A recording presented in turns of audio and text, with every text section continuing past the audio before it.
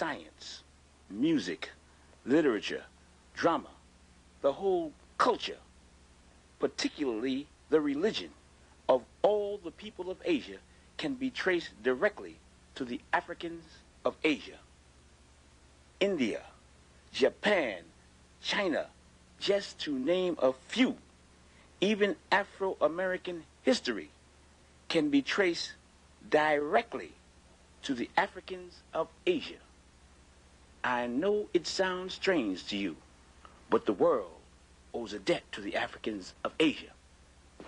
In the following presentation, you'll find out exactly why. Just give me a few seconds.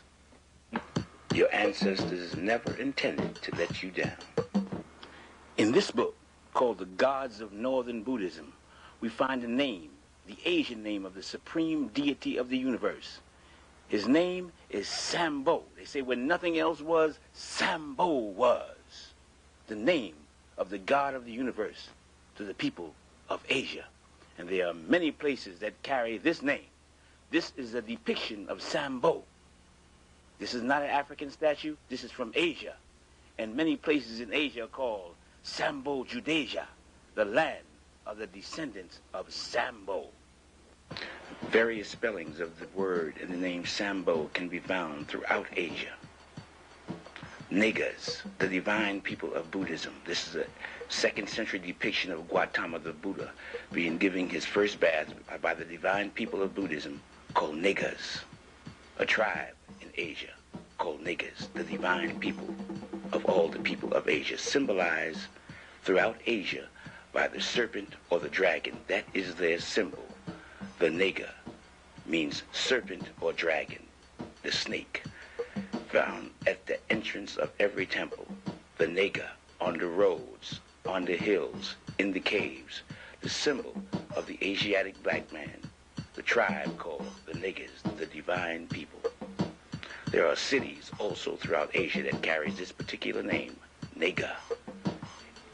It can be seen at all ceremonies dealing with worship of God. From the Nile Valley to the Indus Valley, on tombstones, a symbol of immortality because of the serpent's ability to change his skin is a sign of never dying, and is used throughout the planet Earth, North, South America, Egypt, Asia, Africa, throughout the world. It's the symbol of life after death, the Nega, the serpent. In all ancient cultures, in all ancient religions, the serpent is the symbol, the Nega, the symbol of divinity, of God. The original inhabitants of Southeast Asia was called the Mons, an African tribe. In order to confirm what these people look like, you have to go to the archaeological finds from Davarati, a French archaeological research finding confirming the original inhabitants. There's no depictions preceding these of the original inhabitants of Southeast Asia, the people, the descendants of Sambo, the Asiatic black man. The 7 serpents, or 7 rays, or the Negas surrounding his head, represent the cosmic forces that afford him protection. He is a divine representation of cosmic forces, and those 7 serpents represent his divine mission. He does not come of his own. He's a manifestation of the cosmos. The serpents, or the Nega, represent cosmic forces which is at his command, which represent him as a divinity. He is the manifestation of the universe. That is the symbol of those serpents you see surrounding his head. In essence, the 7 serpents are cosmological, dealing with astrology. It's astrological representations of those forces of the cosmos that he represents. He is a universal monarch, a universal king, which he manifests and he shows evidence of. The black man of Asia, the original inhabitants of Asia. He is a human being of flesh and blood. He comes as a teacher, as a manifestation of God. His teachings are called the Dhamma. He is called the Buddha, the intelligent one, the one who has achieved intelligence, or the genie, the conqueror. He comes to explain the laws of the universe. He comes to confirm that there is, in fact, life after death.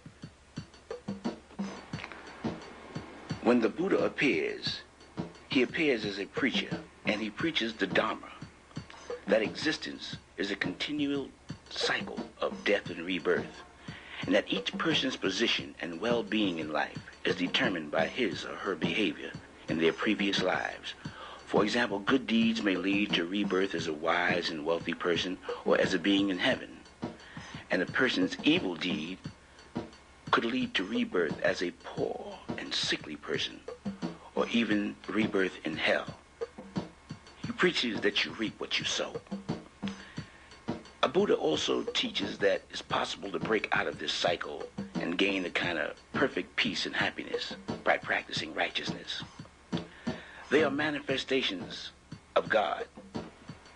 According to their prophecies, they promise to prove and make manifest through a Buddha or a Jina life after death before the end of this century. How can you teach a people to know God if he himself does not know God? If you try teaching a Christian that God is also a human being or manifests himself in the form of a human being or makes himself known through a human being, they will say that you're crazy, that you don't believe in God. Meanwhile, they admit that he's a mystery God who is unknown. They teach not to make any likenesses of him, yet they adorn their walls and churches with pictures, images, statues like human beings. They also say he is a spirit that cannot be seen.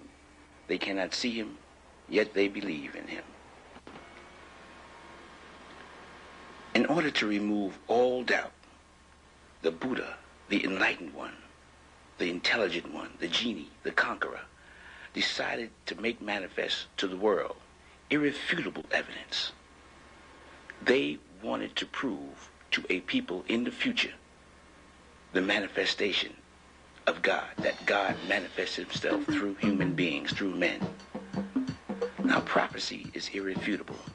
A prophecy is a written confirmation of what will happen at a future date. These people, the black people of Asia, predicted or prophesied what they would do 2,500 years into the future.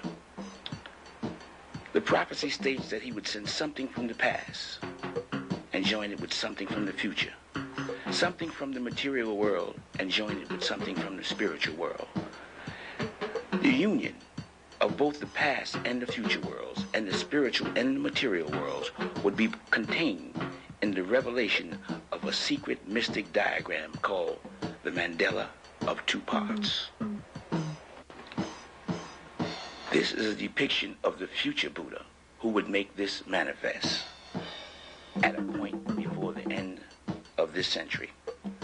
Now, the scriptures of the world have all prophesied at the end of the age, which we are now entering, the age of Aquarius, we shall see the revelation of that which is secret and the emergence into the light of day of that which has hitherto been concealed and veiled. This, our present age, is that time, the end of the cycle, the beginning of the new age. This book by Ivan Van Sertima raises the question of the African presence in early Asia. How did they get to Asia? This is the future Buddha. How did they get to Asia? They were called the Mons. And the wind and the rain in Asia is called the monsoon. This is the key to how they got to Asia.